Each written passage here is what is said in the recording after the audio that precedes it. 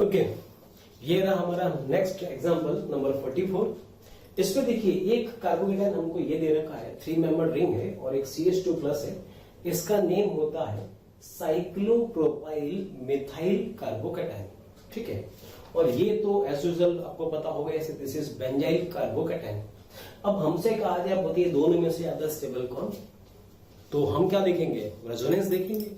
तो यहां पर इसमें तो पॉजिटिव चार्ज इस पाई बॉन्ड के कॉन्जुगेशन में है, तो यहां तो रेजोनेंस होगा।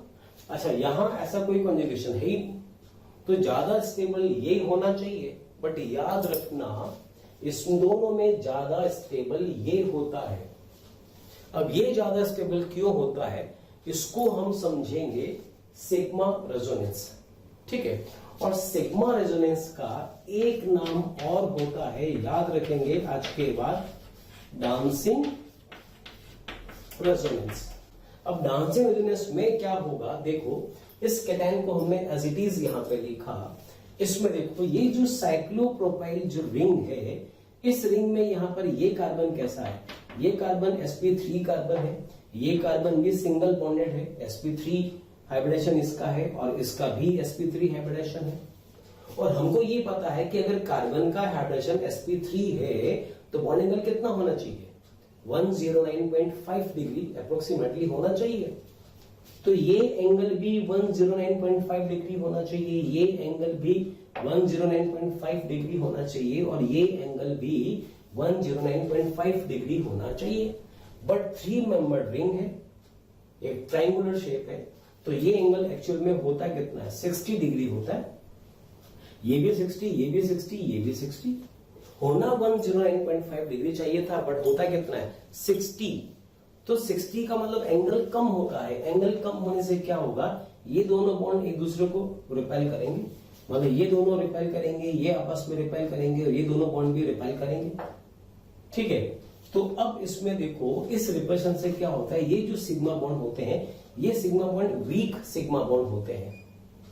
इनकी bond strength actual sigma bond जैसी नहीं होती, ये वीक सिग्मा बॉन्ड नेचर के होते हैं।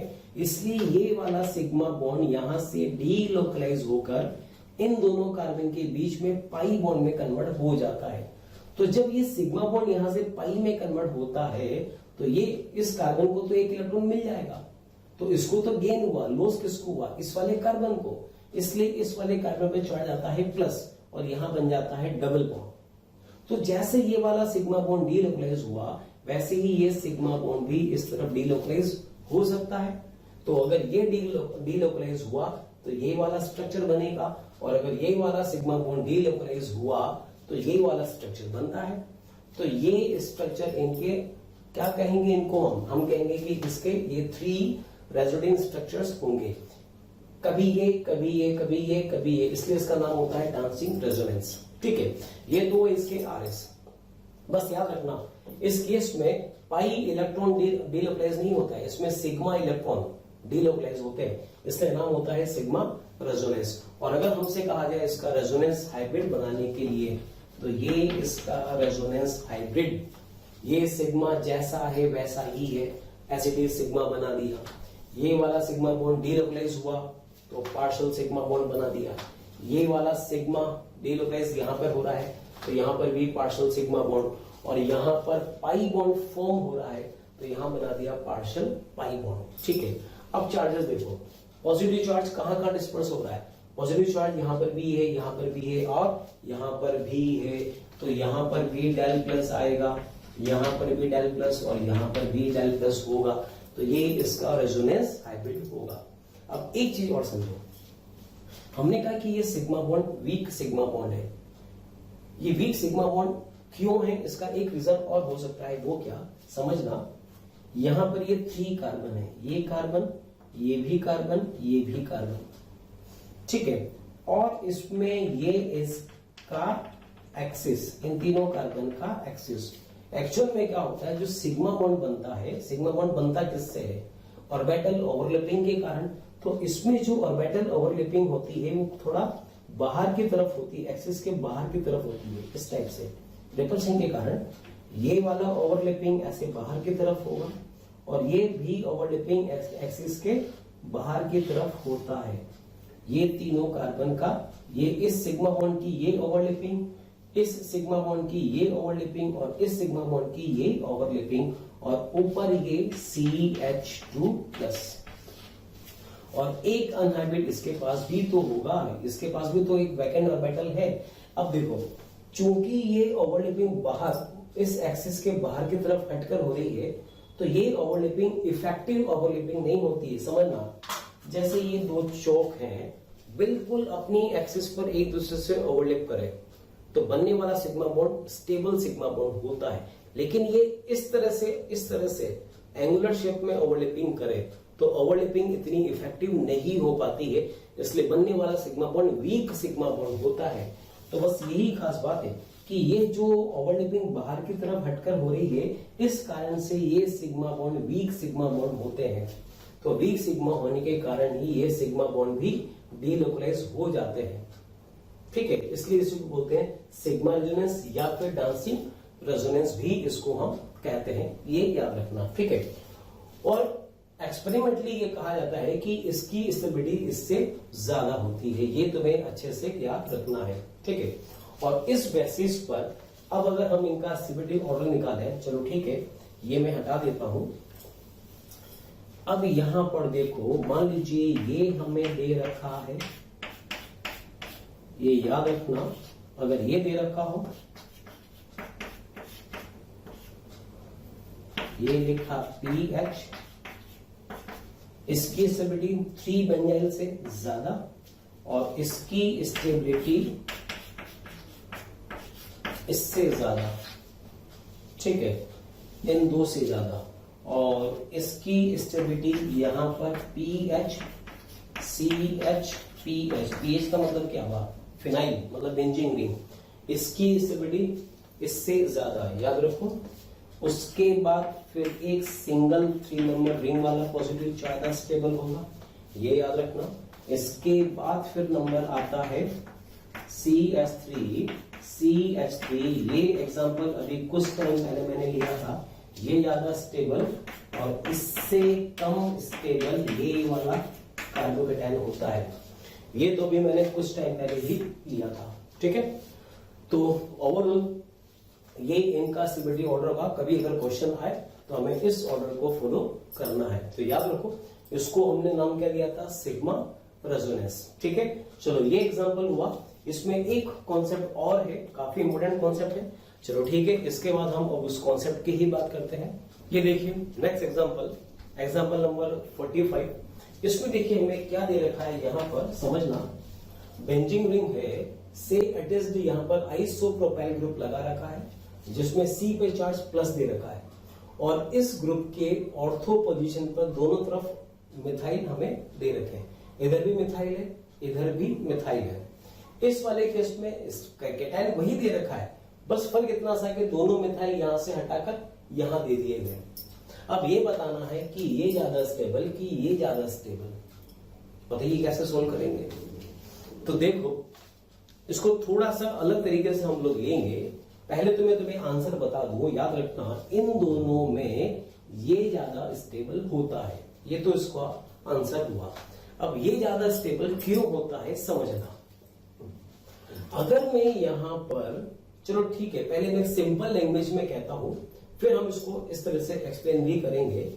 यहां पर ये दोनों मिथाइल ऑर्थो पोजीशन पर है, तो इन दोनों मिथाइल की इससे इसकी दूरी और इन दोनों की आपस में दूरी कम है, जबकि यहां पर इनके बीच में दूरी ज्यादा है, यहां की दूरी ज्यादा है।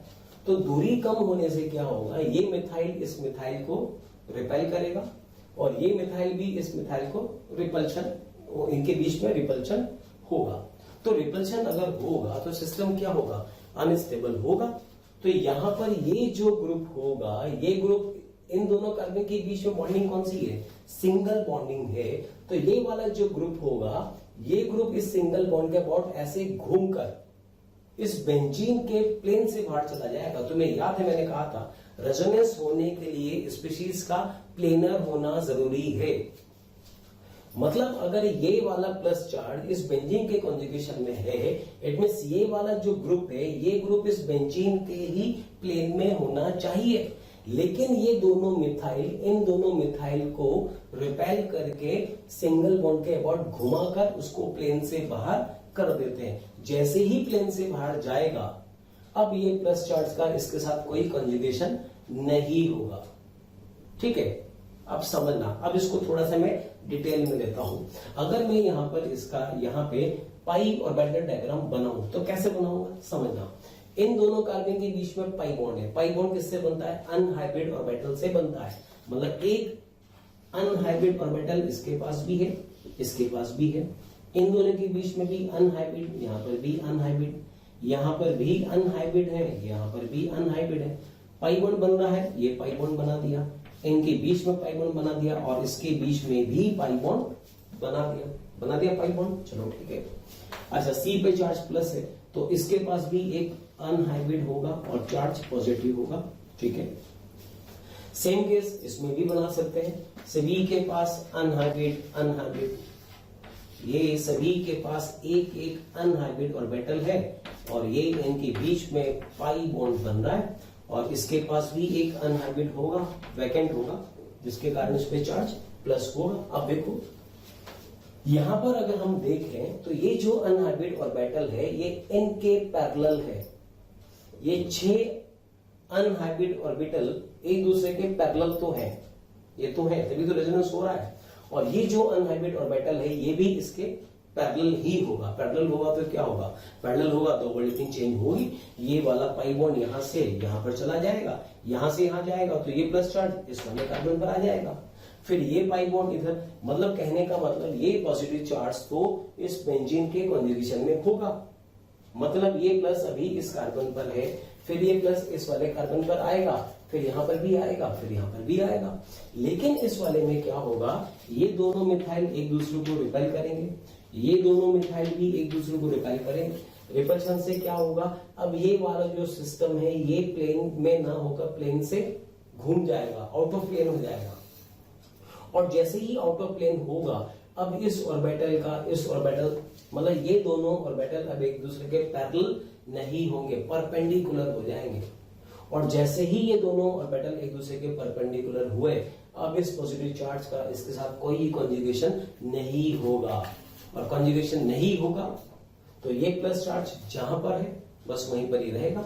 मतलब ये प्लस इस कार्बन पर है तो इसी कार्बन पर रहेगा, जबकि ये वाला प्लस चार्ज इन दोनों ऑर्थो पे और इस पैरा पर भी आएगा। इसलिए ये ज्यादा स्टेबल होता है। और ये जो कॉन्सेप्ट होता है, इस कॉन्सेप्ट का नाम होता है ऑर्थो इफेक्ट। ये वर्ड याद रखिएगा, इस वर्ड को हम बाद में भी काम में लेंगे, अभी और आएगा। ऑर्थो इफेक्ट इसका नाम है। और एक नाम और इसका भी बोल सकते हैं, स्टेरिक इनहिबिशन इन रेजोनेंस। मतलब स्टेरिक इनहिबिशन का मतलब क्या हुआ? स्टेरिकली किसी चीज का नहीं होना जस्ट बिकॉज ऑफ रेजोनेंस। मतलब क्या कहते हैं? रेजोनेंस स्टेरिक हिंड्रेंस के कारण रेजोनेंस का नहीं होना। मतलब कहने का मतलब ये हुआ कि ग्रुप्स के बीच में रिपल्शन हो और उस रिपल्शन के कारण मॉलिक्यूल में रेजोनेंस ना हो, रेजोनेंस होना रुक जाए, उसी को बोलते हैं स्टेरिक इनहिबिशन इन रेजोनेंस। और शॉर्ट में इसको कहा जाता है क्या? SIR effect. ठीक है, तो कहने का मतलब, अच्छा ऑर्थो इफेक्ट क्यों बोला इसको? ऑर्थो इफेक्ट हमने इसलिए बोला कि रिपल्शन कब होगा मिथाइल के बीच में? जब ये दोनों मिथाइल ऑर्थो पोजीशन पर होंगे तभी। अब यहां पर दोनों मिथाइल इसके रेस्पेक्ट में मेटा पोजीशन पर है और मेटा पर तो दूरी बढ़ जाएगी, दूरी बढ़ेगी तो ऐसा कोई रिपल्शन यहां पर नहीं होगा, याद रखो। तो यही रीजन है कि इसमें तो पॉजिटिव चार्ज इस बेंजीन के कॉन्जुगेशन में होगा, प्लस चार्ज यहां पर है, इन दोनों कार्बन पर भी आएगा, यहां पर भी आएगा। लेकिन इनके कारण, रिपल्शन के कारण ये वाला जो ग्रुप होगा ये प्लेन से बाहर चला जाएगा घूमकर, और घूमने के बाद ये प्लस चार्ज इसके कॉन्जुगेशन में नहीं होगा। मींस प्लस चार्ज जिस कार्बन पर है उसी पर ही रहेगा। इसलिए ये वाला केटायन ज्यादा स्टेबल होता है। ठीक है, इसका एक बड़ा बेहतरीन एग्जांपल और हम ले सकते हैं यहां पर। जैसे मैंने तुम्हें ये मॉलिक्यूल यहां पर लिखा CH2+ और यहां पे लिखा NO2 और यहां पे लगा दिया CH3, यहां पर भी लगा दिया CH3, ये बेंजीन बना दिया।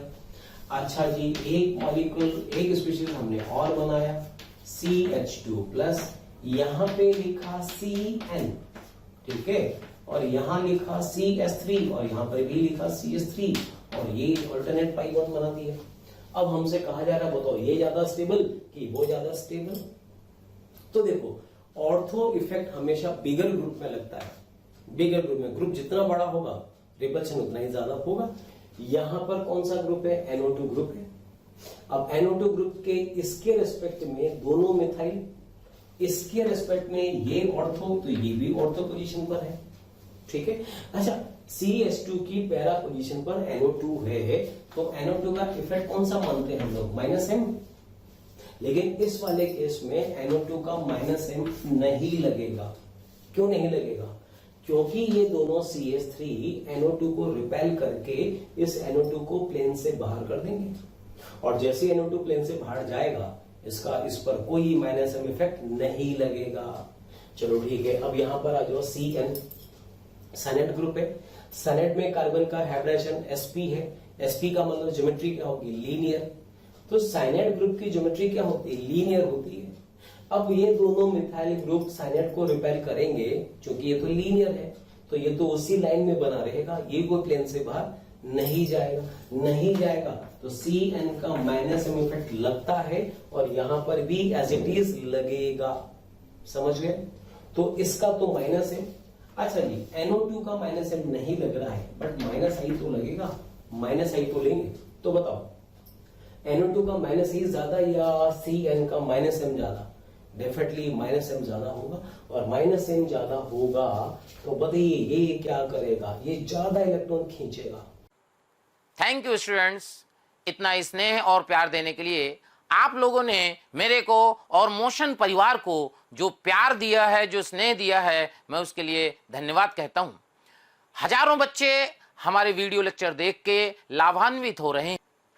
बेटा आप सभी बच्चों से रिक्वेस्ट है कि डिस्क्रिप्शन बॉक्स में जाइए और लिंक को क्लिक करिए और फ्री में अपना रजिस्ट्रेशन मोशन में सुनिश्चित करें। साथ ही साथ जिन बच्चों को डाउट सॉल्विंग और स्टडी मटेरियल की भी सुविधा चाहिए वो लिंक पे जाएं और क्लिक करें और प्रीमियम कोर्स के लिए अप्लाई कर सकते हैं। बेटा ज्यादा इलेक्ट्रॉन खींचेगा तो इस पर प्लस की वैल्यू को और बढ़ाएगा और प्लस की वैल्यू को बढ़ाएगा तो स्टेबिलिटी और कम हो जाएगी। तो ज्यादा स्टेबल कौन होगा? ये ज्यादा स्टेबल होगा। हाँ जी, लेकिन अगर C पे चार्ज माइनस कर दें, अगर चार्ज माइनस कर दें तो फिर आंसर उल्टा हो जाएगा, फिर माइनस वाला ये वाला ज्यादा स्टेबल हो जाएगा। याद रखो, ठीक है। चलो खैर, तो ये हमने कई सारे एग्जांपल्स इसमें डिस्कस करे स्टेबिलिटी ऑफ इंटरमीडिएट में, ठीक है। और मैं उम्मीद करता हूं कि ये एग्जांपल्स आपको काफी अच्छे से समझ में आए होंगे। इनको आप एक बार, दो बार, कम से कम 2 बार अच्छे से रीड करिएगा, तभी ये आपको अच्छे से समझ में आएंगे, ठीक है। चलिए अब हम हमारा अगला टॉपिक लेंगे, एसिडिक स्ट्रेंथ ऑफ एसिड। तो बच्चों अभी तक हम लोग डिस्कस कर चुके थे स्टेबिलिटी ऑफ इंटरमीडिएट्स, जिसमें हमने कई सारे एग्जाम्पल्स सॉल्व करे थे, ठीक है। अब उसमें एक चीज याद रखिएगा, जितने भी हमने एग्जाम्पल्स लिए थे कार्ब एनायन वाले, मतलब ऐसी स्पीशीज जिसपे चार्ज नेगेटिव हो, वो हमारे लिए बहुत इंपॉर्टेंट एग्जाम्पल्स हैं। क्योंकि अब जो हमारा आगे का टॉपिक होगा, आगे का टॉपिक है हमारा एसिडिक स्ट्रेंथ। तो ये जो टॉपिक है ये हम तभी बना पाएंगे जब वो जो नेगेटिव चार्ज स्पीशीज थी उनके स्टेबिलिटी को कंपेयर करना हमें बहुत अच्छे से आता होगा, ठीक है।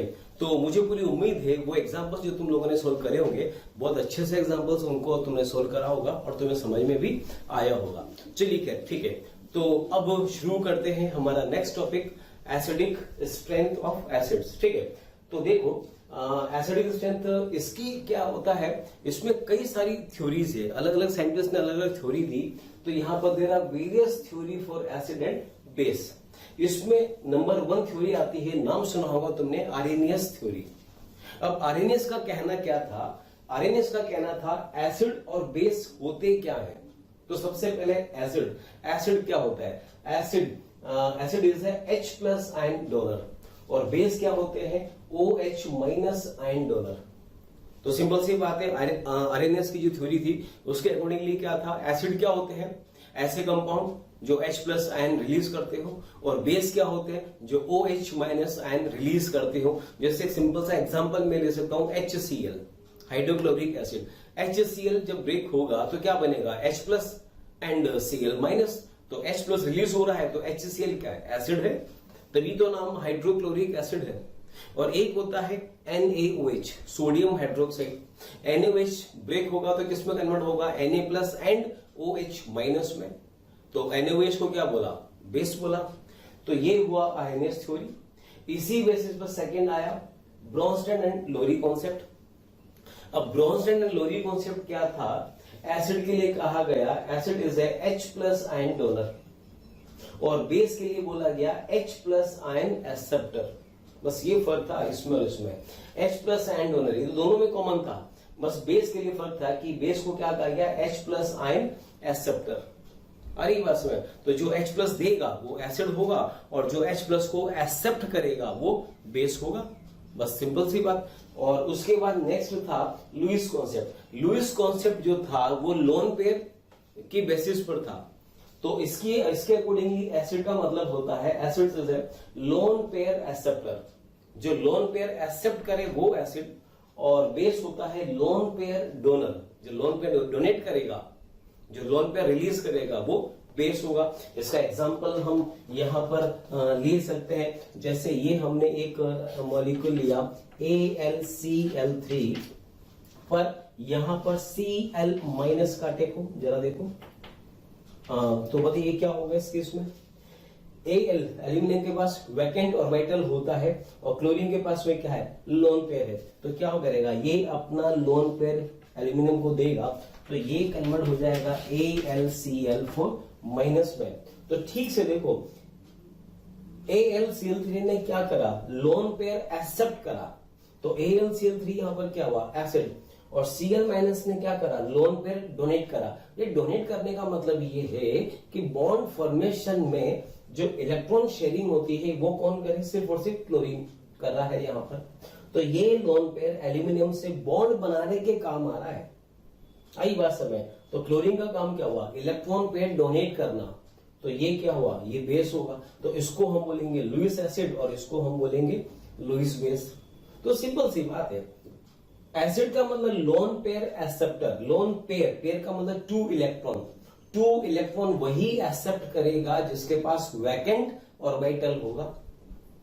तो जिन स्पीशीज के पास वैकेंट ऑर्बिटल है वो लुईस एसिड है, और जिनके पास लोन पेयर है, अब लोन पेयर किस किस के पास होता है, कई सारे मॉलिक्यूल होते हैं जिनके पास लोन पेयर होता है। जैसे मैं को अमोनिया में नाइट्रोजन के पास लोन पेयर होता है, अमोनिया बेस की जैसे बिहेव करेगा। H2O में ऑक्सीजन के पास 2 लोन पेयर होते हैं, तो H2O जो है वाटर, वो भी बेस की जैसे बिहेव करेगा।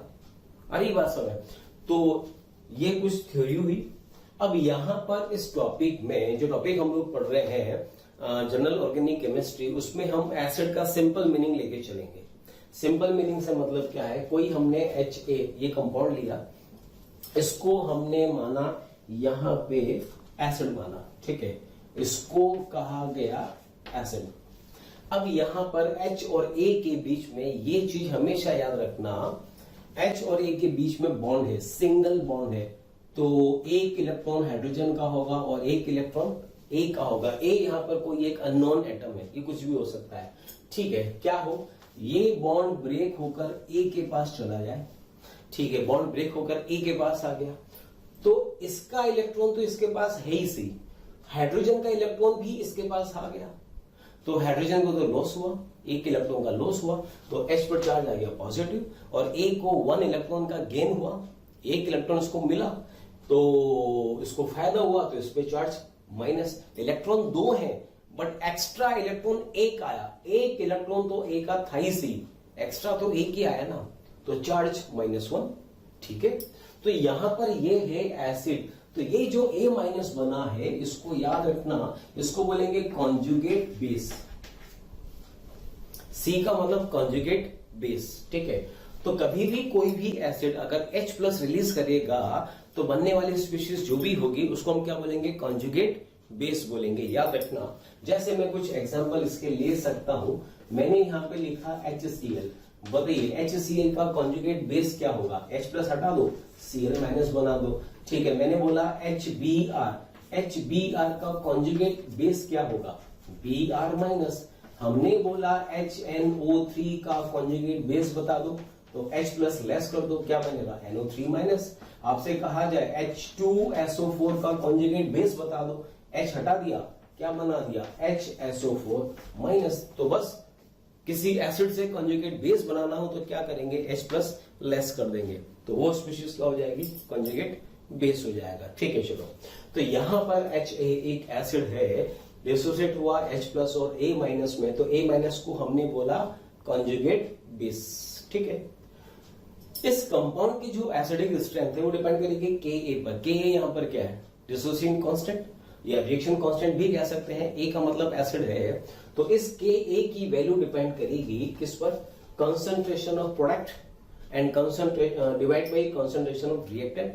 ये प्रोडक्ट है, ये रिएक्टेंट है, तो क्या लिखा, Ka equals to concentration of H plus and concentration of A minus and divide by concentration of HA, ठीक है। कुल मिलाकर ये जो Ka है, ये Ka की वैल्यू जितनी ज्यादा होगी उस कंपाउंड की एसिडिक स्ट्रेंथ उतनी ही ज्यादा, और इस Ka की जो वैल्यू होगी वो मेनली डिपेंड करेगी A माइनस की स्टेबिलिटी पर। ये A minus means conjugate base, ये जितना ज्यादा स्टेबल होगा उतना ही Ka की वैल्यू ज्यादा होगी, और Ka की वैल्यू जितनी ज्यादा होगी उस कंपाउंड की एसिडिक स्ट्रेंथ भी उतनी ही ज्यादा होगी। तो यहां पर कुल मिलाकर ये है कि जो एसिडिक स्ट्रेंथ है it will be directly proportional to stability of conjugate base. Conjugate base कौन, A माइनस, याद रखो। तो ये मास्टर कॉन्सेप्ट है, ये मास्टर कॉन्सेप्ट है, याद रखना। कभी भी तुम्हें 2, 3, 4 कई सारे कंपाउंड अगर दे रखे हो और तुमसे कहा जाए बताइए कौन इनमें से मोर स्टेबल है, कौन लेस स्टेबल है, तो आप क्या करेंगे, उन सभी कंपाउंड में से पहले H प्लस को रिलीज कर देंगे। H प्लस रिलीज करने के बाद उसको नेगेटिव चार्ज स्पीशीज में कन्वर्ट करके उनकी स्टेबिलिटी को कंपेयर करेंगे, और स्टेबिलिटी कंपेयर करने के बाद ही आप उसका आंसर दे सकेंगे, ठीक है। तो acidic strength directly proportional to stability of conjugate base, that is A minus, okay. Also directly proportional to Ka, मैंने बोला ही था अगर वैल्यूज दे रखा है तो जिसकी Ka की वैल्यू ज्यादा होगी उसकी एसिडिक स्ट्रेंथ भी ज्यादा होगी, but inversely proportional to pKa, but inversely proportional to pKa। What is pKa, याद रखो, pKa is an anti-log of Ka, जिसके Ka की वैल्यू जितनी ज्यादा होगी उसके pKa की वैल्यू उतनी ही कम हो जाएगी। तो याद रखना, जिसकी मान लीजिए किसी की pK वैल्यू 1.5 है और किसी की pK वैल्यू 3.4 है। अब आपसे कहा जाए बताइए कौन ज्यादा एसिडिक है, तो डेफिनेटली जो 1.5 वाला होगा वो मोर एसिडिक होगा, याद रखना, ठीक है। अच्छा जी, एक चीज और, जो कॉन्जुगेट बेस होगा वो कैसा होगा, A माइनस होगा, मतलब एनाइन होगा, और एनाइन को कौन स्टेबलाइज करता है। अब हम इफेक्ट की बात करें तो मैंने तुमसे कहा था 6 टाइप का इफेक्ट होता है इलेक्ट्रॉनिक डिस्प्लेसमेंट इफेक्ट में। कौन कौन सा, 2 टाइप का I effect, plus I minus I, 2 type का mesomeric effect, plus M minus M, और 2 टाइप का hyper conjugative effect, plus H and minus H. हो गए टोटल 6 टाइप। 6 में से 3 तो प्लस वाले हैं, plus M, plus H, plus I. Plus का मतलब इलेक्ट्रॉन्स रिलीज करने वाले, इलेक्ट्रॉन देने वाले, और 3 इफेक्ट माइनस वाले हैं, minus M, minus H, minus I. तो माइनस का मतलब खींचने वाले। तो एनाइन ए पे चार्ज माइनस है, ये मैं तुमको कह चुका हूं। माइनस को कौन सा इफेक्ट स्टेबलाइज करेगा, माइनस वाले, खींचने वाले। तो यहां पर हम इसमें कहेंगे also directly proportional to minus M, minus H या फिर माइनस आई, इन तीनों के डायरेक्टली प्रोपोर्शनल होगा, ठीक है, याद रखो, ठीक है। चलो, तो ये तो हुआ एक सिंपल इसका कॉन्सेप्ट। अब यहां पर हम एक थोड़ा सा एग्जांपल से भी इसको कंपेयर कर सकते हैं। सपोज दो टाइप का हमें एसिड दे रखा है, एक दे रखा है HA1 और एक दे रखा है HA2।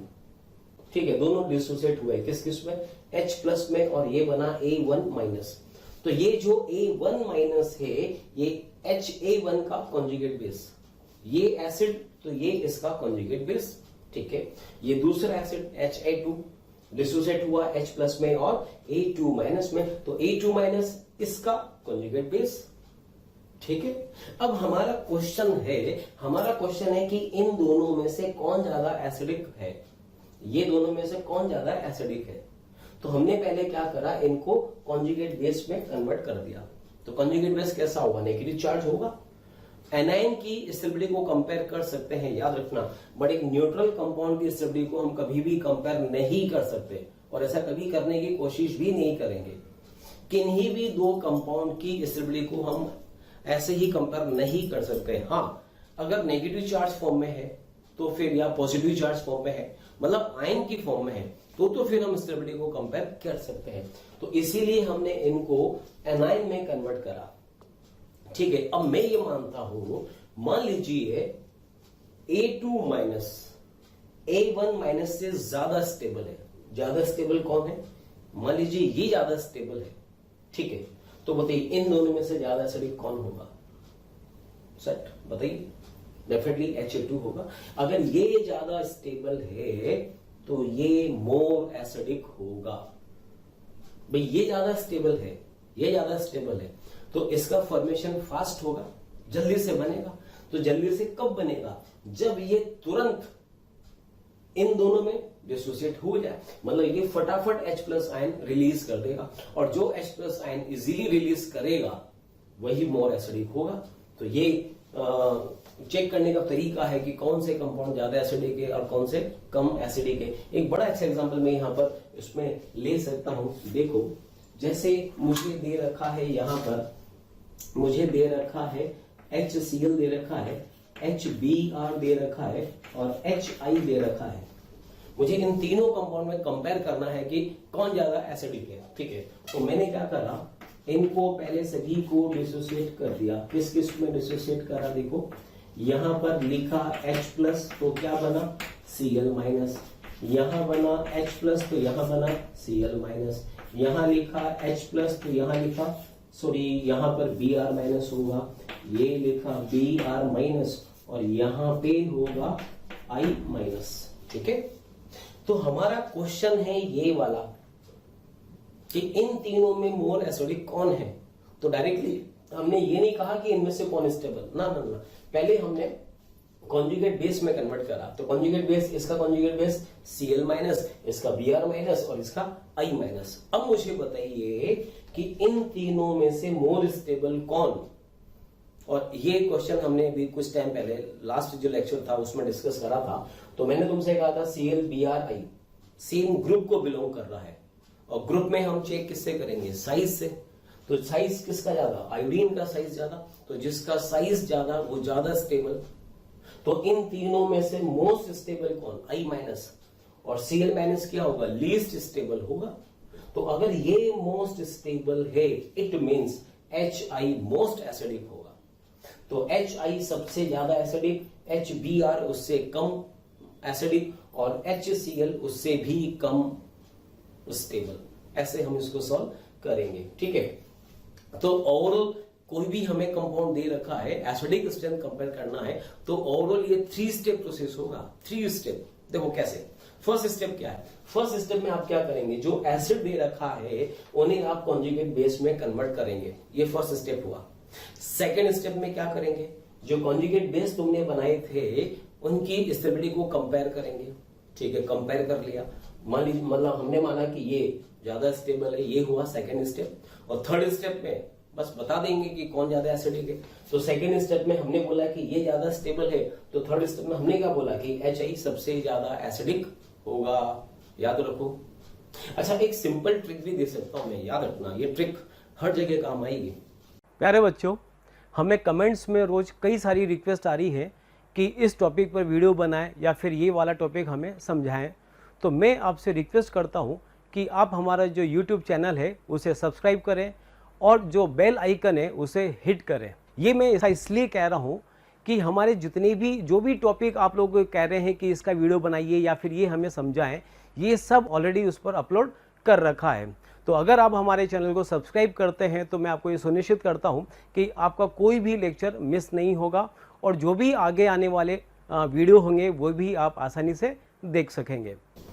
अगर हाइड्रोजन अलग अलग साइज के एटम के साथ जुड़ा हुआ है, अगर हाइड्रोजन अलग अलग साइज के एटम के साथ जुड़ा हुआ है, यहां पर H क्लोरीन के साथ जुड़ा हुआ है, यहां पर H ब्रोमीन के साथ जुड़ा हुआ है और यहां पर H आयोडीन के साथ जुड़ा हुआ है, अलग अलग साइज है, तो जिसकी साइज सबसे ज्यादा होगी उससे अटैच्ड हाइड्रोजन मोस्ट एसिडिक होगा।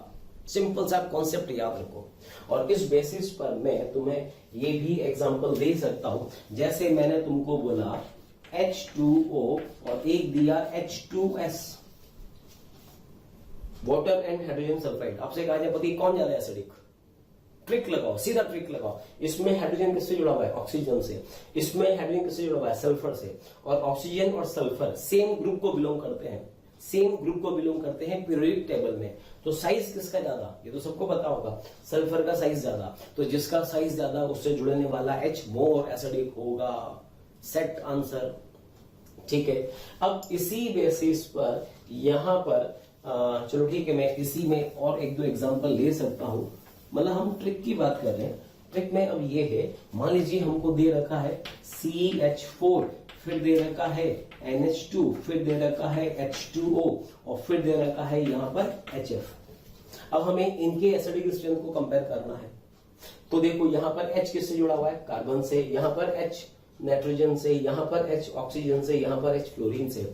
और तुमको पता होगा carbon, nitrogen, oxygen and fluorine periodic table में सेम पीरियड में आते हैं। ये सब के सब सेकेंड पीरियड के एलिमेंट है, सबको पता होगा। तो अगर सेम पीरियड को बिलोंग कर रहे हैं तो फिर हम किससे सॉल्व करेंगे इसको? इलेक्ट्रोनेगेटिविटी से। चलो ठीक है, इसको पहले हम ऐसे भी बना सकते हैं। यहां से H प्लस हमने रिलीज करा तो बना कौन? CH3 minus. NH2 में से H प्लस उड़ा दिया तो कॉन्जुगेट बेस क्या बना? NH2 minus. H2O में से कॉन्जुगेट बेस बनाना है तो एक H उड़ाएंगे, बस एक, क्या मिलेगा? OH minus. और HF में से H उड़ा दिया तो ये बना F माइनस। तो ये सबके सब एसिड, ये इन सबके कॉन्जुगेट बेस। अब बताइए इनमें से मोस्ट स्टेबल कौन? तो मैंने तुमसे कहा था अगर एनाइन सेम पीरियड को बिलोंग कर रहे हैं तो जिसकी इलेक्ट्रोनेगेटिविटी सबसे ज्यादा होगी उस पर माइनस चार्ज स्टेबल होगा। तो इनमें से सबसे ज्यादा इलेक्ट्रोनेगेटिविटी फ्लोरीन की होती है, तो फ्लोरीन पर माइनस चार्ज मोस्ट स्टेबल होगा। और अगर ये मोस्ट स्टेबल है तो HF मोस्ट एसिडिक होगा। तो इन सब का एसिडिक ऑर्डर क्या होगा? DCBA। ये मोस्ट स्टेबल, ये लीस्ट स्टेबल। तो मोस्ट स्टेबल का ये एसिड मोस्ट एसिडिक और लीस्ट स्टेबल एनाइन का ये एसिड लीस्ट एसिडिक। आई बात समझ में? अब ट्रिक क्या है? ट्रिक ये है, अब हर क्वेश्चन में ऐसा नहीं होगा कि हर क्वेश्चन में हम उसको एनाइन में कन्वर्ट करें। एनाइन में कन्वर्ट करके स्टेबिलिटी कंपेयर कर रहे हैं, फिर बता रहे हैं कौन ज्यादा एसिडिक है। इतना टाइम हमारे पास नहीं होगा। आई बात समझ? ट्रिक बनाओ। ट्रिक ये है, अगर हाइड्रोजन सेम पीरियड के एटम से जुड़ा हुआ है तो जिसकी इलेक्ट्रोनेगेटिविटी सबसे ज्यादा है, जिसकी इलेक्ट्रोनेगेटिविटी सबसे ज्यादा है उससे जुड़ने वाला हाइड्रोजन मोस्ट एसिडिक होगा। तो अगर सेम पीरियड है तो मोस्ट इलेक्ट्रोनेगेटिव एटम से जुड़ने वाला हाइड्रोजन मोस्ट एसिडिक होगा। लेकिन अगर साइज वाला फैक्टर आ रहा है तो जिसकी साइज ज्यादा होगी, जिसकी साइज ज्यादा होगी उससे जुड़ने वाला हाइड्रोजन मोस्ट एसिडिक होगा। इस टाइप से हम इन क्वेश्चंस को सॉल्व करेंगे। ठीक है, तो चलो इस वाले पार्ट में, अच्छा एक चीज तुमको मैं और बता दूं, ये वाला जो कॉन्सेप्ट मैंने तुमको बताया था ये सब हम पहले भी पढ़ चुके हैं। इंडक्टिव इफेक्ट की एप्लीकेशन से मैंने तुमको ये सब पढ़ाया था। आज एक बार से फिर मैंने लिया है जस्ट रिवीजन के लिए, ताकि एक बार फिर से आपका ये सब रिवीजन हो जाए। चलो ठीक है, ये तो एक थ्योरी पार्ट हुआ। अब इसके बाद हम लोग कई सारे एग्जाम्पल से सॉल्व करेंगे एसिडिक स्ट्रेंथ के। ठीक है, हाँ तो बच्चों अब हम शुरू कर रहे हैं कुछ एग्जाम्पल जिसमें हमें कंपाउंड की एसिडिक स्ट्रेंथ को कंपेयर करना है। तो देखिए क्वेश्चन इसमें लिखा हुआ है कंपेयर एसिडिक स्ट्रेंथ। ठीक है, ये एग्जाम्पल्स है। अब बताना है कौन मोर एसिडिक है एंड कौन लेस एसिडिक है। तो अभी हमने बात करी थी, कुछ मैंने ट्रिक्स की भी बात करी थी। तो फर्स्ट एग्जाम्पल यहाँ पर दे रखा है methane, ammonia, water and HF। और ये एग्जाम्पल तो हमने भी जस्ट सोल्व ही करा है। तो बताइए फर्स्ट वाले का एग्जाम्पल क्या होगा। तो यहां पर हमें पता है हाइड्रोजन मोर इलेक्ट्रोनेगेटिव एटम से डायरेक्टली अटैच्ड है, तो ये वाला मोस्ट एसिडिक होगा। ये लेस इलेक्ट्रोनेगेटिव है, ये और भी कम इलेक्ट्रोनेगेटिव, और कार्बन की इलेक्ट्रोनेगेटिविटी सबसे कम होती है, तो इससे जुड़ने वाला हाइड्रोजन सबसे कम एसिडिक होगा। तो मोस्ट एसिडिक यहां पर बोलेंगे DCBA। चलो ठीक है, ये हुआ फर्स्ट एग्जाम्पल। ओके, नेक्स्ट अब बताइए सेकंड एग्जाम्पल की हम बात करें तो दे रखा है HF, HCl, HBr, HI। बताया था मैंने अभी, जिस एटम का साइज ज्यादा है, जिस एटम का साइज ज्यादा है उससे अटैच्ड हाइड्रोजन मोस्ट एसिडिक होगा, क्योंकि जब H+ हटेगा तो I पे चार्ज क्या आएगा, माइनस, और I- की साइज सबसे ज्यादा है तो ये मोस्ट स्टेबल कॉन्जुगेट बेस बनाएगा। तो यहां पर सेकंड में आंसर हो जाएगा अगेन DCBA। याद रखो इस तरह से, ठीक है। ओके, नेक्स्ट एग्जांपल अब हमें दे रखा है नंबर 3। ये दे रखा है इथाइन के बाद इथीन, और ये कंपाउंड दे रखा है इथेन। तो इन तीनों कंपाउंड में हमें बताना है कि कौन मोस्ट एसिडिक होगा और कौन लीस्ट होगा। तो यहां पर देखो ये वाला H और ये वाला H सेम है, ये दोनों आइटम सेम है, दोनों कार्बन सेम है, तो इनसे अटैच जो हाइड्रोजन होगा वो भी सेम होगा। ठीक है, तो इस कार्बन की इलेक्ट्रोनेगेटिविटी कैसे निकालेंगे। देखो कार्बन है, कार्बन है, कार्बन है, जो फर्क है वो बॉन्डिंग का फर्क है। Triple bonded carbon, double bonded carbon और सिंगल बॉन्डेड कार्बन। तो हमें पता है बॉन्डिंग चेंज होती है तो हाइब्रिडेशन भी चेंज होता है। तो यहां पर देखो इस केस में ये जो कार्बन है, इस कार्बन का hybridization sp, double bond carbon का हाइब्रिडेशन sp2 और सिंगल बॉन्डेड कार्बन का हाइब्रिडेशन sp3। तो इसमें अगर हम s कैरेक्टर देखें तो sp3 में s कैरेक्टर कितना होता है, सबको पता है, इसमें होता है 25%, sp2 में कितना होता है 33.4%, और sp में होता है 50%। और हमको ये भी पता है कि जो इलेक्ट्रोनेगेटिविटी होती है that is directly proportional to s character, percentage s character. तो सबसे ज्यादा परसेंटेज s कैरेक्टर किसमें है, sp में है। तो sp कार्बन की इलेक्ट्रोनेगेटिविटी सबसे ज्यादा होती है। इस कार्बन की इलेक्ट्रोनेगेटिविटी होती है 3.25। ओके, sp2 कार्बन की होती है 2.75 और sp3 कार्बन की होती है जस्ट 2.5। अब जरा देखो किससे सॉल्व करेंगे, इलेक्ट्रोनेगेटिविटी से या साइज से। भाई एटम्स में कार्बन कार्बन कार्बन है तो साइज की तो हम बात करेंगे नहीं, यहां पर हम सॉल्व करेंगे इसको इलेक्ट्रोनेगेटिविटी से। याद रखो तो इनमें सबसे ज्यादा इलेक्ट्रोनेगेटिविटी कौन है, ये कार्बन। तो इससे जुड़ने वाला हाइड्रोजन मोस्ट एसिडिक होगा और ये सबसे कम एसिडिक होगा। आई बात समझ में। तो यहां पर ओवरऑल आंसर हमारा हो जाएगा A greater than B and B greater than C। तो आज के बाद याद रखो, सुनो कुछ एग्जांपल्स स्टैंडर्ड एग्जांपल्स हैं, उनका एसिडिक ऑर्डर तुम्हें हमेशा पता होना चाहिए। यही नहीं कि कभी भी क्वेश्चन आया तो हर बार हम कॉन्सेप्ट लगा रहे हैं, सोच रहे हैं क्या आंसर होगा। ये ऐसे एग्जांपल्स हैं जो आपको हर वक्त आने चाहिए। मीथेन, अमोनिया, वाटर, HF कौन ज्यादा एसिडिक, HF ज्यादा होता है, क्यों, इलेक्ट्रोनेगेटिविटी ज्यादा है। HF, HCl, HBr, HI कौन ज्यादा एसिडिक, HI क्यों, साइज ज्यादा है। सब पता होना चाहिए आज के बाद, ठीक है। अच्छा, इथाइन, इथीन, इथेन कौन ज्यादा एसिडिक, इथाइन क्यों, ट्रिपल बॉन्ड है, कार्बन है, हाइब्रिडेशन sp होगा, इलेक्ट्रोनेगेटिविटी ज्यादा होगी, बॉन्डिंग ज्यादा होगी, बॉन्डिंग बढ़ेगी तो इलेक्ट्रोनेगेटिविटी भी बढ़ेगी। डायरेक्टली ट्रिक याद रखो। तो इससे जुड़ने वाला H मोस्ट एसिडिक होगा इन तीनों में। चलो ठीक है, एक बड़ा अच्छा एग्जांपल है, यहां पर हमें दे रखा है अल्काइन। इस अल्काइन को कंपेयर करना है अमोनिया से। अरे बात समय, अब ये एग्जांपल मैंने क्यों लिखा, ये मैंने इसलिए लिखा कि अगर ये कार्बन और ये N में हम बात करें, अमोनिया को मीथेन से कंपेयर करें तो अमोनिया ज्यादा एसिडिक होता है। लेकिन अगर अमोनिया को हम अल्काइन से कंपेयर करें, अरे बात समय, तो ज्यादा एसिडिक यहां पर अल्काइन होता है। क्यों? फिर से देखो, ये वाला कार्बन sp कार्बन बताया था अभी, ट्रिपल बॉन्ड कार्बन sp होता है, तो इसकी इलेक्ट्रोनेगेटिविटी कितनी 3.25 अभी बताया था, और n की होती है 3.0। तो मोर इलेक्ट्रोनेगेटिव कौन है? sp कार्बन, इसलिए इसकी एसिडिक स्ट्रेंथ अमोनिया से ज्यादा होती है, याद रखना, ठीक है। चलिए नंबर 5 की बात करें।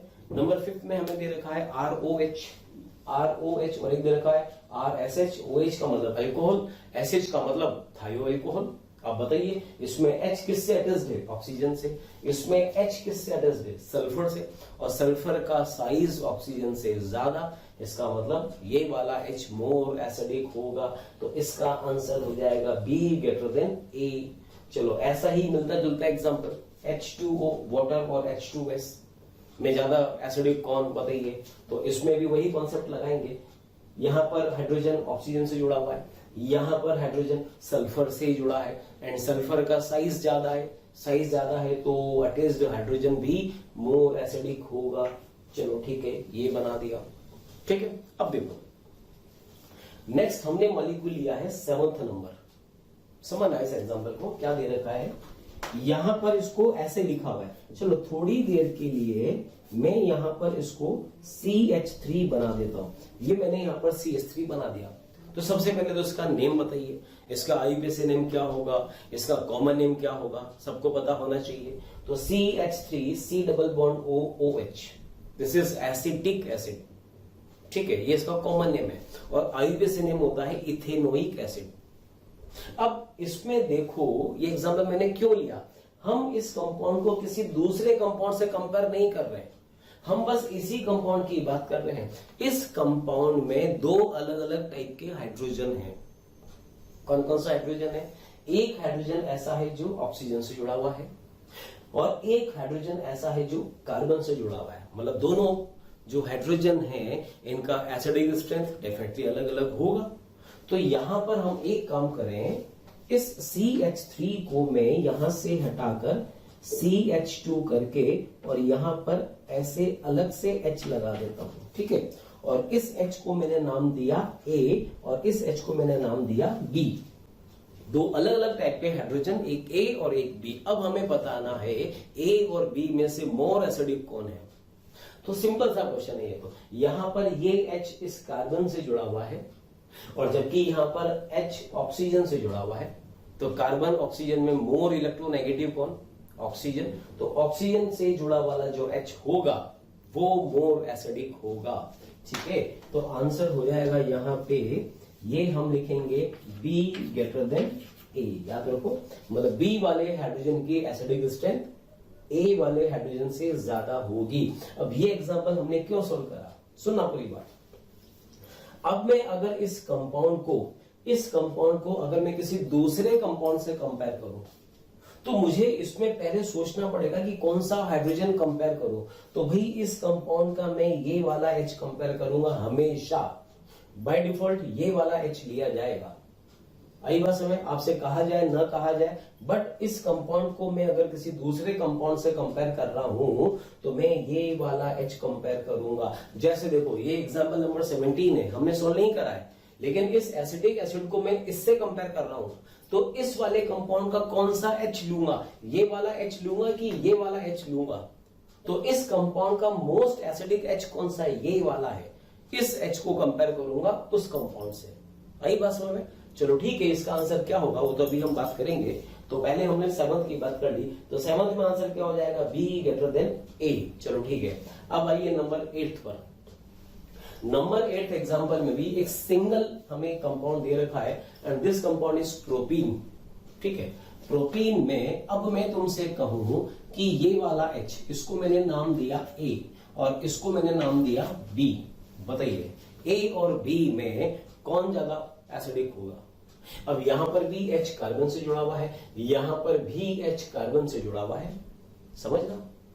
तो भी मेन कॉन्सेप्ट क्या था कि किसी भी एटम की एसिडिक स्ट्रेंथ किस पर डिपेंड करेगी, उसके कॉन्जुगेट बेस की स्टेबिलिटी पर।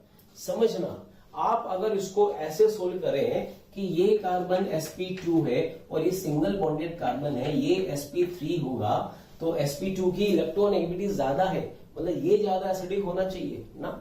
कॉन्जुगेट बेस से निकालो, देखो कैसे समझना।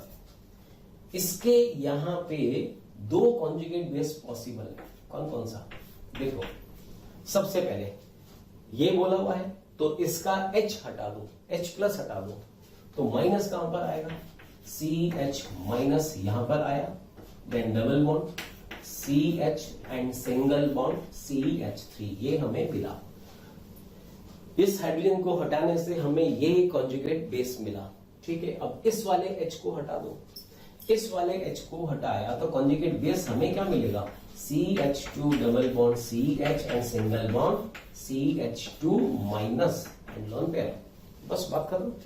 एक कॉन्जुगेट बेस ये, एक कॉन्जुगेट बेस ये, दोनों कॉन्जुगेट बेस में से मोर स्टेबल कॉन्जुगेट बेस कौन, सोच के बताइए, लगाओ दिमाग। तो भाई यहां पर ये नेगेटिव चार्ज इस पाई बॉन्ड के कंजुगेशन में है, तो ये नेगेटिव वाला तो रेजोनेंस शो करेगा, ठीक है ना। माइनस चार्ज अभी इस कार्बन पर है, अब ये लोन पेयर पाई में चेंज होगा, फिर ये पाई बॉन्ड यहां पर आएगा, तो अब इस पर माइनस आएगा। तो एक अकेला माइनस चार्ज दो अलग अलग कार्बन पर डिस्पर्स हो रहा है, दो कार्बन के बीच में बट रहा है, तो दोनों पर चार्ज कितना हो जाएगा, -1/2 इस पर होगा, -1/2 इस पर होगा, दोनों पर हाफ हाफ हो जाएगा। इसके अंदर माइनस चार्ज तो है, और तुमसे मैंने कहा था जिस कार्बन के पास डबल बॉन्ड है और उसी पर अगर माइनस है तो वो चार्ज कभी भी रेजोनेंस में पार्टिसिपेट नहीं करेगा, बताया था ये एग्जांपल। तो इसमें और इसमें ये ज्यादा स्टेबल है रेजोनेंस के कारण। तो सीधी सी बात, अगर ये वाला ज्यादा स्टेबल कॉन्जुगेट बेस है, ये वाला अगर ज्यादा स्टेबल कॉन्जुगेट बेस है, तो इसका मतलब क्या हुआ, मतलब ये हुआ कि इस वाले H की एसिडिक स्ट्रेंथ इससे ज्यादा होगी। आई बात समझ में। तो इसका जो सही आंसर हो जाएगा वो हो जाएगा A लेस देन B, याद रखो। और आज के बाद एक ट्रिक याद रखो, एक ट्रिक हमेशा याद रखना कि अगर कंपाउंड में डबल बॉन्ड लिखा हुआ है, डबल बॉन्ड दे रखा है। डियर स्टूडेंट्स, अगर आपको हमारी वीडियोस पसंद आ रहे हैं तो इन्हें आप ज़रूर लाइक करें और शेयर करें, ताकि और भी जितने ज़रूरतमंद स्टूडेंट्स हैं उन तक भी ये वीडियोस पहुँचें, ठीक है।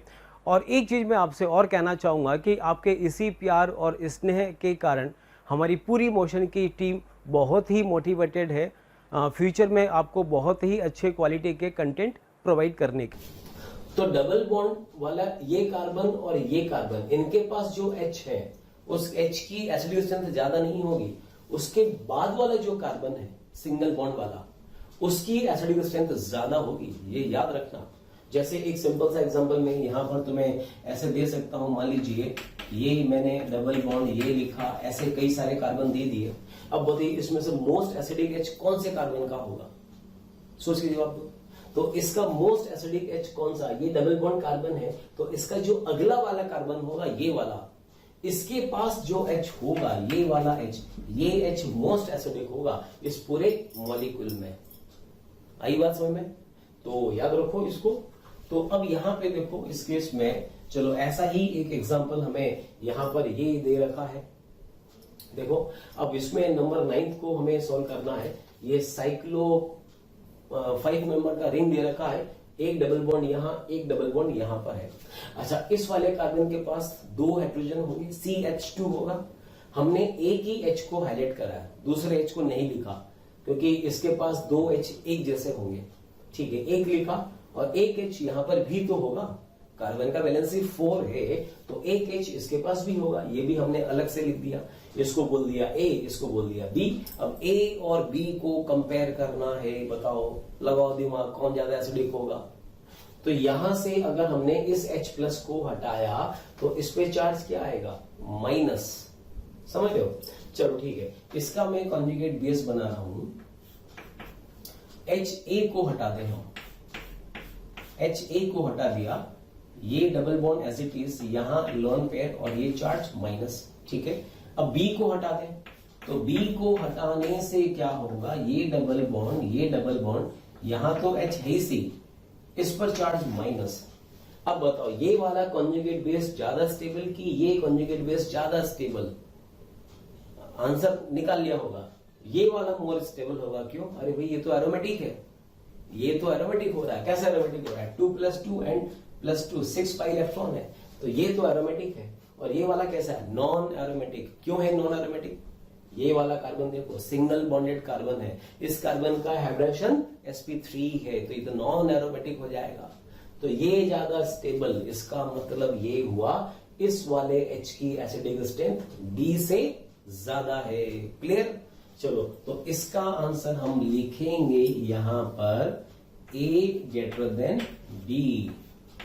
तो मैंने तुमको क्या ट्रिक बताया था? ट्रिक ये है, डबल बॉन्ड के बाद वाला जो कार्बन होगा सिंगल बॉन्डेड, उस पर जो H होगा वो ज्यादा एसिडिक होगा। ठीक है, चलो अब इस वाले में देखो, अब फिर से प्रैक्टिस करो, बताओ।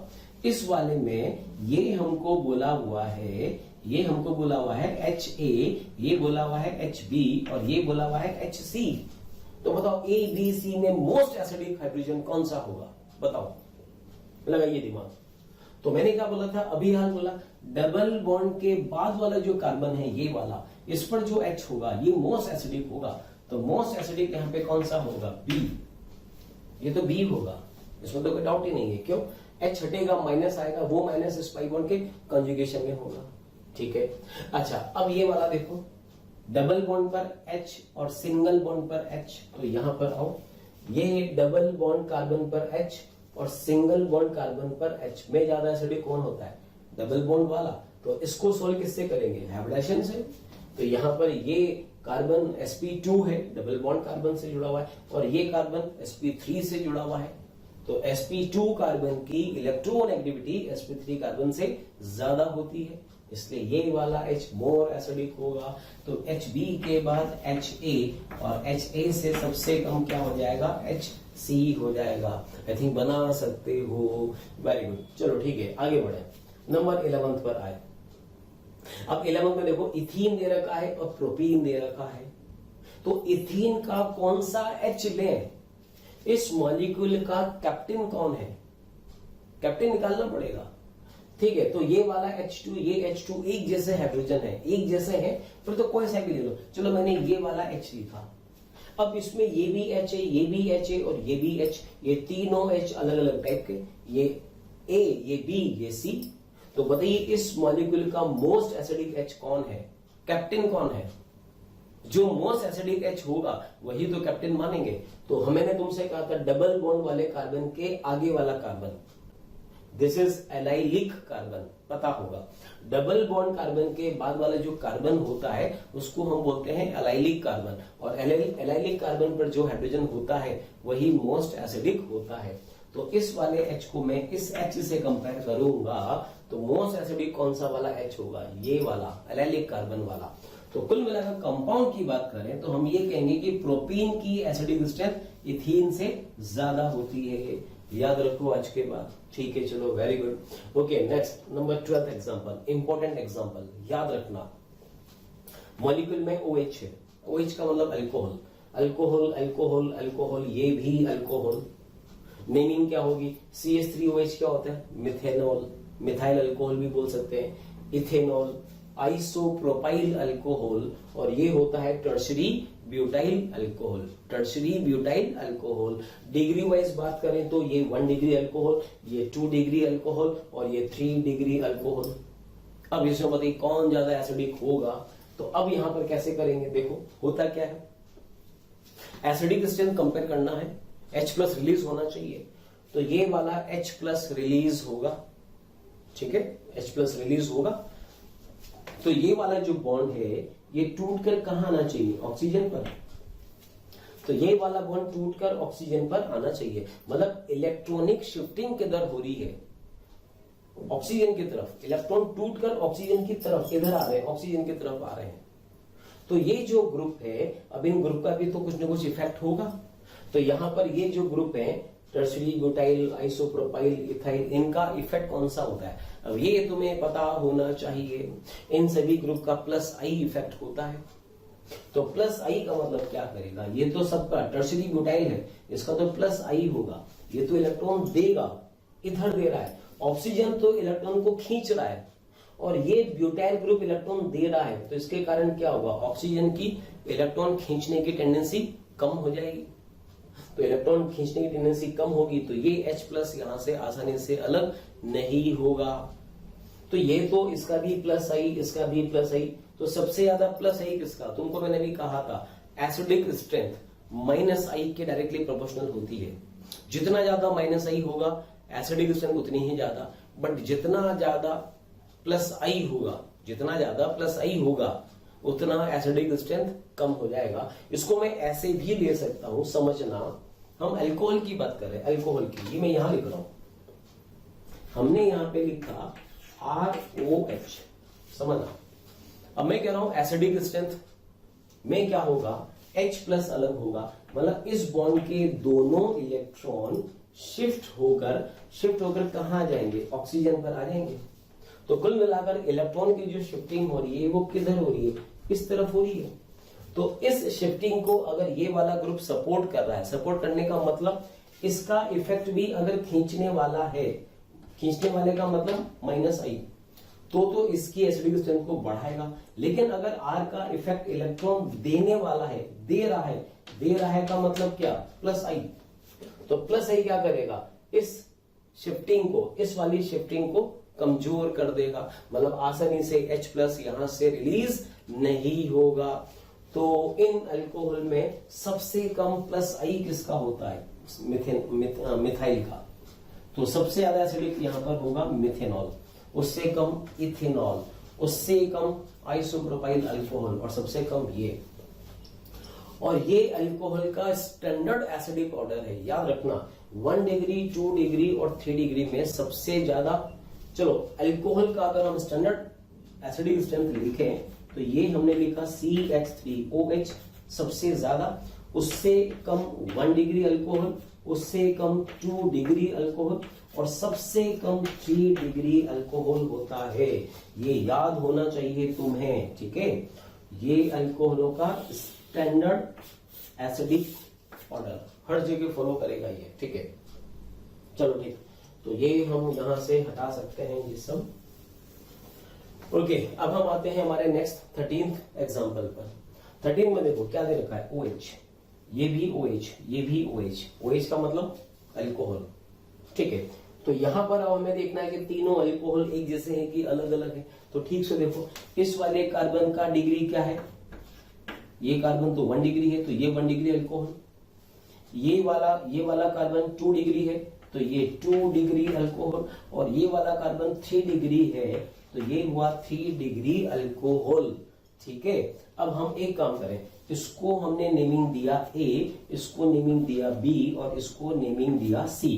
3 अलग अलग हाइड्रोजन, HA, HB और HC। तो बताइए मोस्ट एसिडिक कौन होगा? अब अगर तुम्हें ये स्टैंडर्ड ऑर्डर आता है तो आसानी से बना लोगे। तो सबसे ज्यादा एसिडिक कौन सा वाला होगा? 1 डिग्री। 1 डिग्री का मतलब मोस्ट एसिडिक होगा HB। HB से कम होगा 2 डिग्री वाला, तो ये आ जाएगा HA, और सबसे कम एसिडिक होगा HC। इस टाइप से हम इन एग्जांपल्स को सॉल्व करेंगे, ठीक है? चलो ठीक है, ये हुआ 13 नंबर कंप्लीट। अब आइए नंबर 14। नंबर 14 में हमें कंपाउंड क्या दे रखा है? ये दे रखा है ROH। OH से R जुड़ा है तो अल्कोहल, और सिंपल HOH क्या होता है? वाटर। अब बताइए इसमें कौन ज्यादा एसिडिक होगा? तो देखो वाटर में इस H के रिस्पेक्ट में यहां पर ये H लिया और यहां पर ये H लिया, दोनों में फर्क किसका है? फर्क यहां पर है हाइड्रोजन, और यहां पे कौन है? R। R का मतलब अल्काइल ग्रुप है, और अल्काइल ग्रुप का इफेक्ट क्या होता है? तो अल्काइल ग्रुप का इफेक्ट होता है +I। ये तो इलेक्ट्रॉन्स रिलीज करेगा, तो मतलब +I क्या करता है? +I तो एसिडिक स्ट्रेंथ को कम करता है। तो याद रखो अल्कोहल में और वाटर में वाटर का एसिडिक स्ट्रेंथ ज्यादा होता है। अच्छा क्वेश्चन ये वाला, अल्कोहल एंड वाटर में वाटर ज्यादा एसिडिक होता है, ये याद रखो, ठीक है? चलो ठीक है, अब हम यहां पर बात कर रहे हैं next example 15, water plus phenol. ये फिनॉल है। अगर बेंजीन से डायरेक्टली OH अटैच्ड है तो इसको अल्कोहल नहीं बोलेंगे, याद रखना, इसको फिनोलिक ग्रुप कहा जाता है। अगर बेंजीन से डायरेक्टली OH अटैच्ड है तो ये फिनोलिक ग्रुप होगा, ठीक है? चलो ठीक है। अब यहां पर एक चीज मुझे बताना, एक बड़ा अच्छा तरीका और मैं तुम्हें बता रहा हूं। एक ऐसा ऑक्सीजन जिस पर कोई चार्ज नहीं है, उससे अटैच्ड हाइड्रोजन जुड़ा हुआ है। ओके, मान लिया। एक और ऐसा ऑक्सीजन जिस पर चार्ज डेल पॉजिटिव आ रहा हो किसी भी तरीके से, और उससे अटैच्ड हाइड्रोजन जुड़ा है। एक ऐसा ऑक्सीजन जो न्यूट्रल है, उस पर हाइड्रोजन जुड़ा हुआ है, और एक ऐसा ऑक्सीजन जिस पर ऑलरेडी चार्ज डेल पॉजिटिव है, उससे H जुड़ा हुआ है। ठीक है, मान लिया। इसको नंबर दिया A, इसको नंबर दिया B। बताओ A और B में ज्यादा एसिडिक कौन होगा? इसमें और इसमें ज्यादा एसिडिक कौन होगा?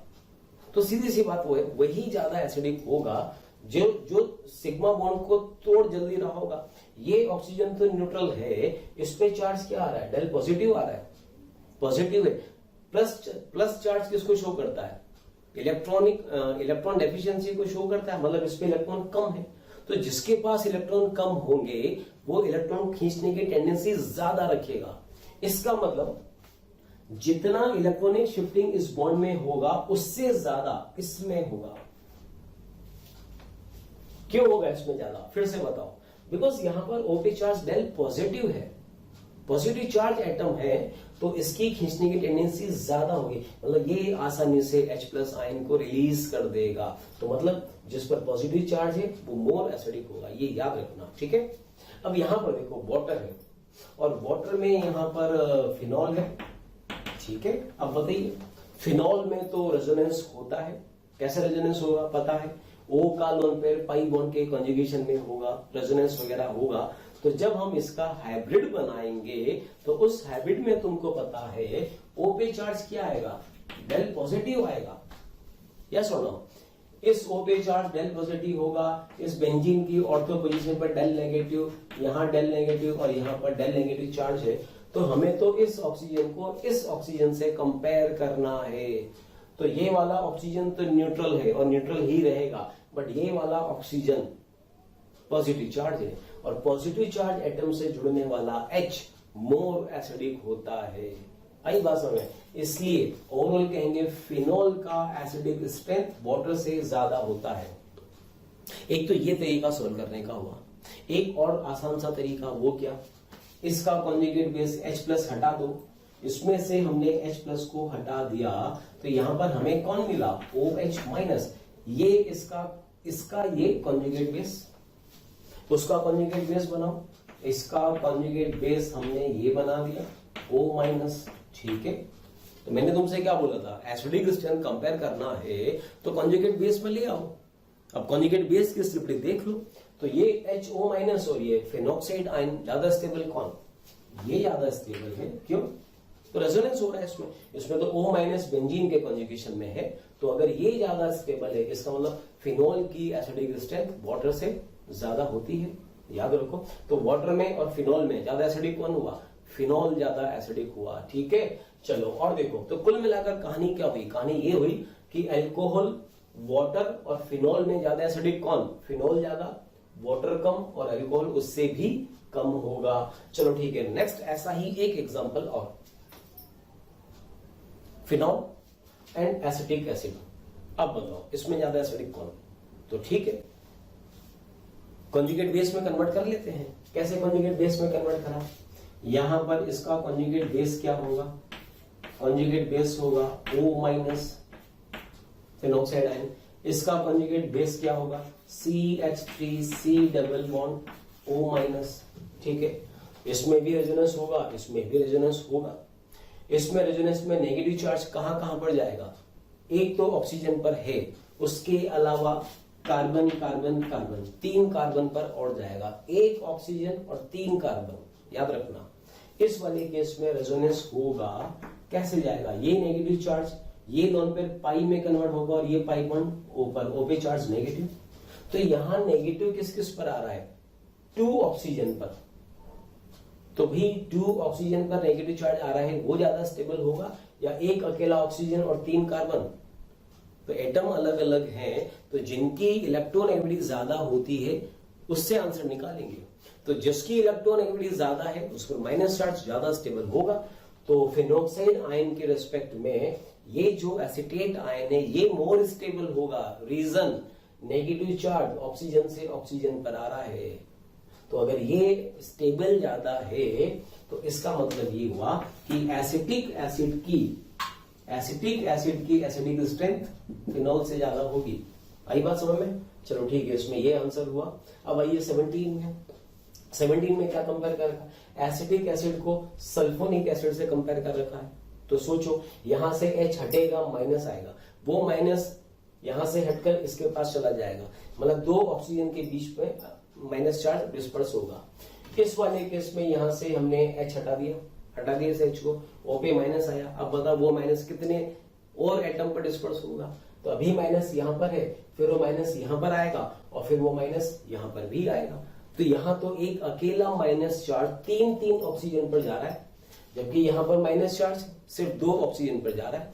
तो बताइए कौन सा ज्यादा स्टेबल कॉन्जुगेट बेस देगा? Sulphonic acid. तो एसिटिक एसिड में और सल्फोनिक एसिड में ज्यादा एसिडिक कौन होगा? सल्फोनिक एसिड ज्यादा एसिडिक होगा। ठीक है, अब देखो इसमें यहां पे ओवरऑल अगर हम बात करें एसिडिक ऑर्डर की, इसमें कई सारे कंपाउंड हमने लिखे हैं। तो तुम्हें आज के बाद याद होना चाहिए क्या? सबसे कम एसिडिक अल्कोहल, उससे ज्यादा वाटर, उससे ज्यादा फिनॉल, और फिनॉल से ज्यादा होगा कार्बोक्सिलिक एसिड, और कार्बोक्सिलिक एसिड से ज्यादा होगा सल्फोनिक एसिड। मतलब इन सब में सबसे ज्यादा एसिडिक कौन? सल्फोनिक एसिड, उससे कम कार्बोक्सिलिक, उससे कम फिनॉल, फिनॉल से कम वाटर, और वाटर से कम अल्कोहल। और अल्कोहल में भी याद रखना ऑर्डर, अल्कोहल में भी याद रखेंगे क्या? अल्कोहल का एसिडिक ऑर्डर क्या लिखाया था? सबसे कम 3 डिग्री अल्कोहल, उससे ज्यादा 2 डिग्री, और उससे ज्यादा 1 डिग्री। तो ये कंप्लीट इसका ये ऑर्डर तुम्हें याद रखना है। ठीक है, ये 17 एग्जाम्पल हम लोगों ने सॉल्व करे हैं। अब 17 के बाद कुछ एग्जाम्पल्स अभी हम और बात करेंगे। प्यारे बच्चों, अगर आप ये चाहते हैं कि जो भी कंटेंट हम लोग यहाँ पर पढ़ा रहे हैं वो पूरा कंटेंट आपको मिले, तो आप 18002121 पर कॉल करें, और इस पर कॉल करके आप जो भी कंटेंट चाहते हैं वो कंटेंट आपको प्रोवाइड हो जाएगा।